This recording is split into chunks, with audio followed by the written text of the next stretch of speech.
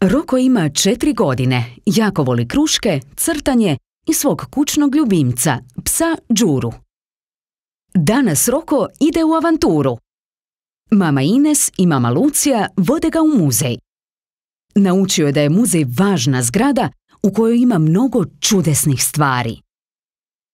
Roko je saznao da u muzeju postoje pravila ponašanja. Ne smije se trčati niti dirati stvari bez pitanja, objasnila mu je mama Lucija koja radi u muzeju. Roko je u muzeju vidio mnogo zadivljujućih stvari. Svemirsku letjelicu, stare bicikle, čudan telefon i teleskop kojim se gledaju zvijezde. Roko je odlučio da želi istraživati svemir i otkrivati nove planete kada odraste.